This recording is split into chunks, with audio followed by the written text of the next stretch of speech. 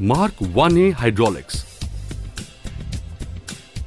Smart hydraulic मातीच्या स्थितीतील अगदी लहान बदल जाणतो आणि कमीत कमी ट्रॅक्टर लोडसह सर्वोत्तम नांगरणी करण्यासाठी सहजतेने आणि प्रभावीपणे उपकरणांचे समायोजन करतो। शेतात ट्रॅक्टर चालताना कंट्रोल व्हॉल्व न्यूट्रल पोझिशनमध्ये असतो, त्यामुळे ट्रॅक्टर खूप कमी ताकदीचा उपयोग करतो। शून्य किंवा उपेक्षणीय ऊर्जेचा वापर कार्यान्वित करण्यासाठी होतो, ते पण ऑइल गरम न करता। अशा प्रकारे ट्रॅक्टरमध्ये अभूतपूर्व इंधन बचत होते आणि हायड्रॉलिक पंपाचे जीवन वाढते।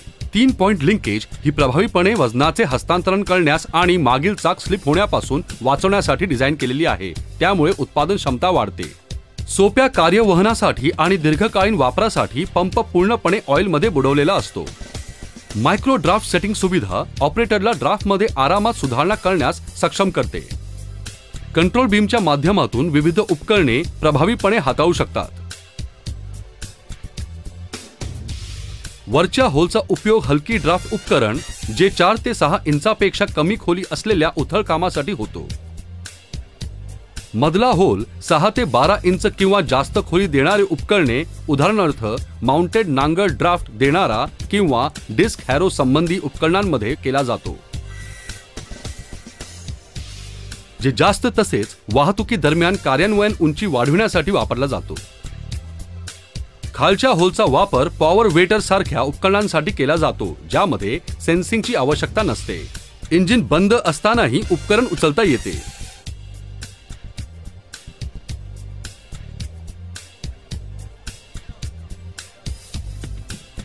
मॅसी हायड्रॉलिकची वजन उचलण्याची क्षमता मॉडेलनुसार 1700, 2050 आणि 2300 किलोग्राम इतकी आहे।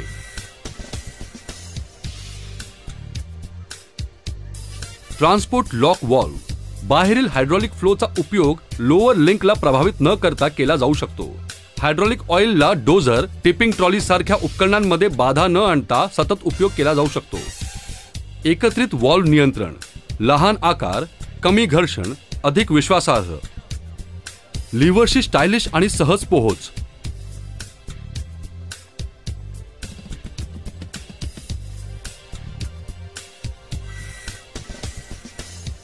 ट्रॅक्टर बंद असताना उपकरण उचलण्यासाठी पीटीओ वर असलेल्या ड्रिल होल मध्ये एक छोटा रॉड टाका आणि उपयुक्त उंची मिळेपर्यंत त्याला फिरवा। हायड्रॉलिक कंट्रोल लीव्हर मध्ये पोझिशन कंट्रोल उपकरणाला शेतामध्ये योग्य उंचीवर घेऊन जाण्यासाठी आणि उपकरणाला खाली सोडायला आणि वर उचलायला उपयोग केला जाऊ शकतो। ड्राफ्ट कंट्रोल लीव्हर उपकरण मातीत खोली नियंत्रण करण्यास मदत करते। लीव्हर क्वाड्रंट पासून जितका खाली ठेवला जाईल, उपकरण तितकंच अधिक खोली पकडेल। क्वाड्रंट प्लेटवर स्टॅम्प केलेल्या 2 बिंदूंमध्ये लीव्हर ठेवून सुरुवात करावी। रिस्पॉन्स कंट्रोल उपकरणाची खाली येण्याची गती नियंत्रित करते।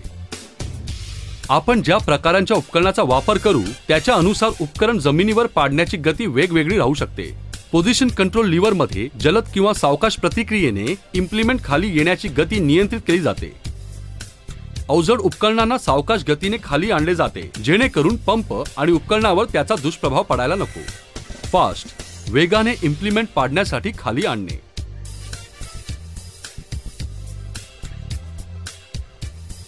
स्लो सावकाश गतीने इम्प्लिमेंटला खाली आणणे।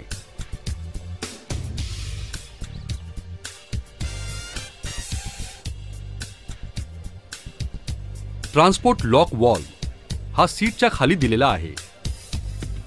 हायड्रॉलिक लिंकेजला लॉक करण्यासाठी घड्याळाच्या दिशेने फिरवा आणि बाहेरील हायड्रॉलिक्सचा उपयोग करा।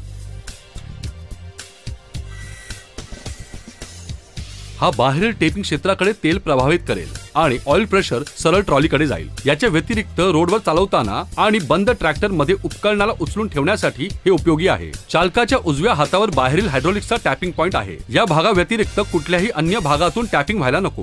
हायड्रॉलिक 3 पॉइंट लिंकेजला कामात आणण्यासाठी घड्याळाच्या विरुद्ध दिशेने फिरवावे।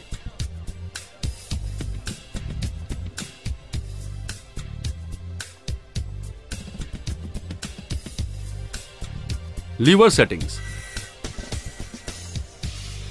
रोडवर चालवते वेळी पीसी लीव्हरला पूर्णपणे वरती आणि डीसी लीव्हरला खाली ठेवावे।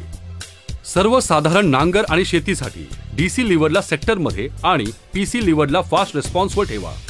उथळ लागवडीसाठी डीसी लिव्हर सेक्शन मार्क वर आणि पीसी लिव्हर रेस्पॉन्स सीमेवर ठेवावे.